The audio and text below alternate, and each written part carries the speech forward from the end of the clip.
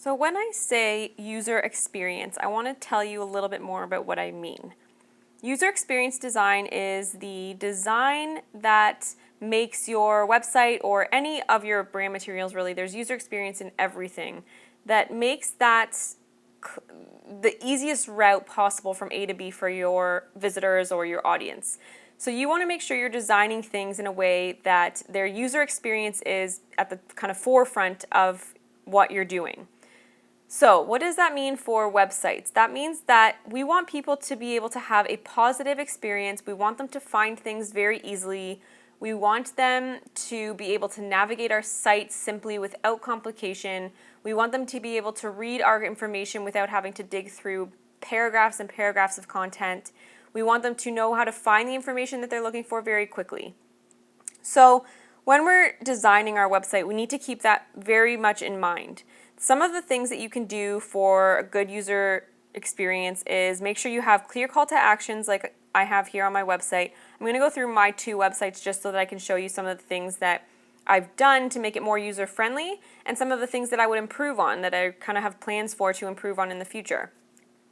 So on my function website here, I've decided to, when I rebranded my whole website and redid it completely, I wanted the navigation tabs to be very clear and at the top and very accessible at all times.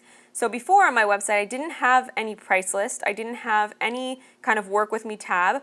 It was purely a services page that just kind of outlined what I did for my clients. So we want to make sure that we're clear about where people will go next. So if someone lands on my website, they have the choice to pick from any of these kind of tabs that are kind of clearly marked, and I only have 6 of them. So I would always try and stick to keep a clean user experience.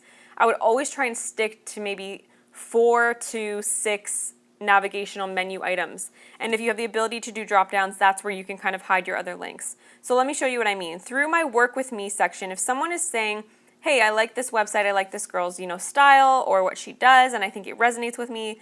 What can I do to work with her? How can I work with her? It's very clearly marked up here, work with me. They can hover over that. It drops down to the different ways they can work with me. If they click on that, it'll take them to a page where I have a list of kind of the different design that I do. If they would prefer to just have a free brand alignment, that's my opt-in section, so they can click that, and it's my free sign up where they can go in here and just put in their email address and get 5 days worth of kind of tasks to align their brand and get really clear about their messaging. They can click to go to price list, which I highly encourage at any point. Having a price list is so optimal for your user experience. If you are able to be transparent and include a price list on your yoga website, you're laughing, because people nowadays, it's just they don't want to dig for information.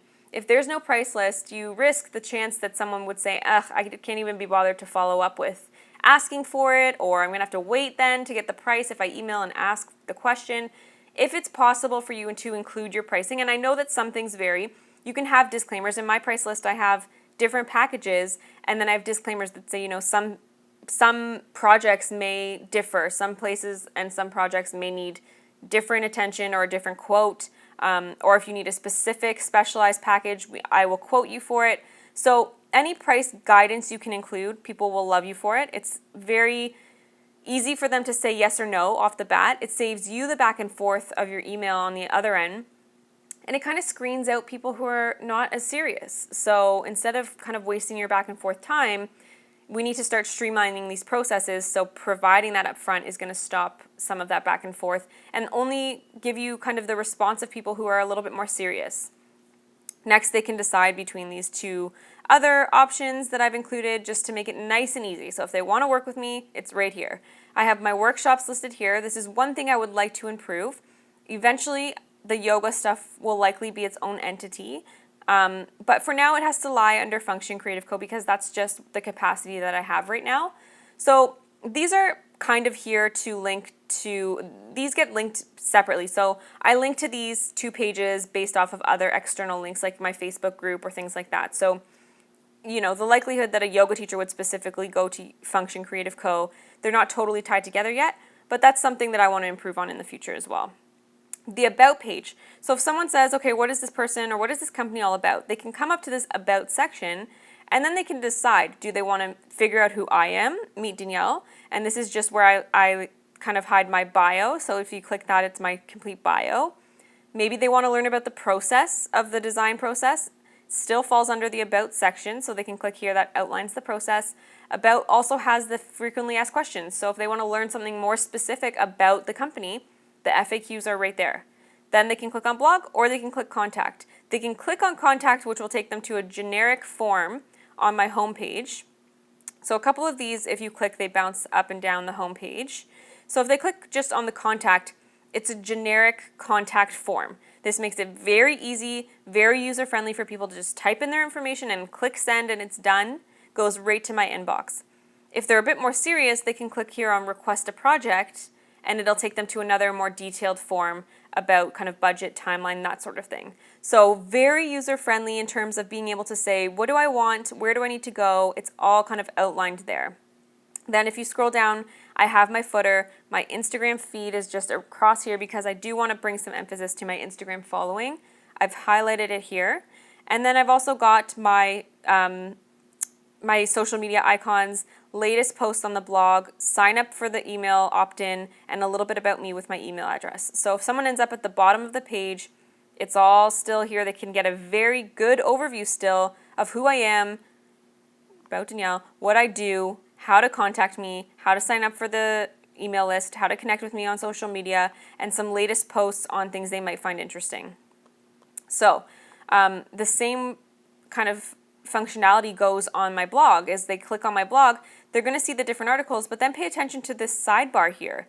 They figure out who I am still. So if someone's just Googling a general topic that I've blogged about and they land on just my blog, they don't land on my homepage, they land on my blog. So how will they know who I am and what I'm about?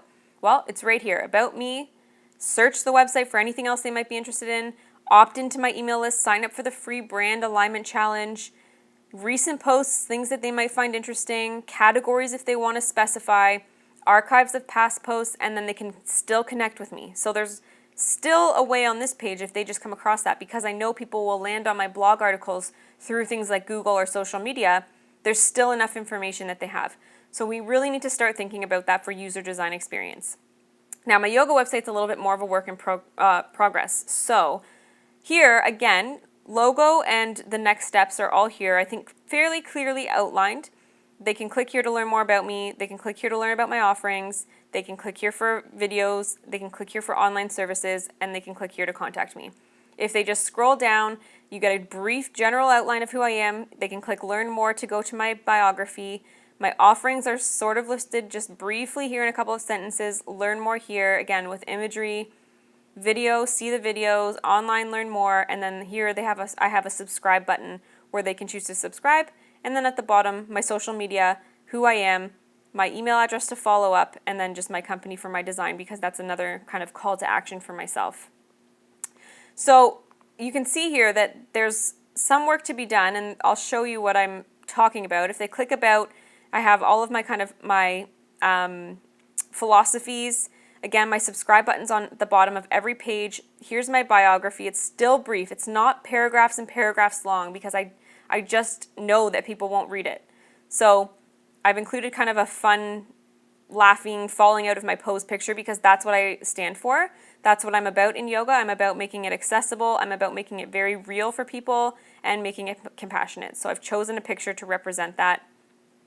Offerings, they can come in here and look through to learn about, my workshop, my online workshop, this one, private classes, they can book now, groups, they can book now. So what I will say from my user experience on this, and this is what I wanted to talk about, when you click book now, this actually takes you onto the contact page. The problem is I don't have a contact form set up here right now because I've coded my website from scratch. I have to implement and code a form, so I haven't done that yet. So instead I have this button that says send an email, and it will pop open their email service so that they can send it easily, or they can copy and paste that. That is not very user-friendly, to be honest. I will eventually have this link to my Acuity scheduling calendar online where they can actually book a time right here and there, right then and there, and pay for it on the spot. That's user experience. So when they click this button, it'll take them to a calendar of my availability. They can book a time and pay for it right there with their credit card. That is user experience. This kind of taking you to contact, they need to open their email. that's a few extra steps that some people are just not going to do, and I might lose potential business because of it. So that's kind of where I want to improve on this user experience. And to me, if I was going to put these back in order again, I would probably put offerings first and put videos online and then put about over here, because chances are they want to know what I do, and then they'll want to know about who I am. So that's another user experience step, up to you. And then again, contact forms, maps if you're a studio or you're kind of a brick and mortar place, if you have a location, including a map is really a good feature to have. Just making it so easy for people to just get things done, making it super easy for them to find out who you are, super easy to find out what you do, very easy to book you or find out how much you cost, and very easy to just email a question or include an FAQ section, include something that is just even a step further. They don't have to contact you about these generic questions that maybe everyone's contacting you about. Include an FAQ page. So that's what I want you to start thinking about in terms of user design experience, is how can you make the experience of your audience even better, easier, and more functionality in your website. And then the same goes for your print material. We want to make sure our user experience is kind of up to par, and we're really keeping our audience at the forefront of our mind. And there's a really funny picture. Let me try and find it for you here. There it is. I knew it would come up first. So this is user design experience. So you can see here, there's paths everywhere. There's paths all over the place. This is the design. Some designer has come in here and planned out these paths, planned out these benches. This is user experience. This is what they've chosen. They want the shortest path from point A to point B. That's user experience. So hopefully this meme can kind of help you understand what I'm trying to say, but start to design with that in mind in all that you do with your brand.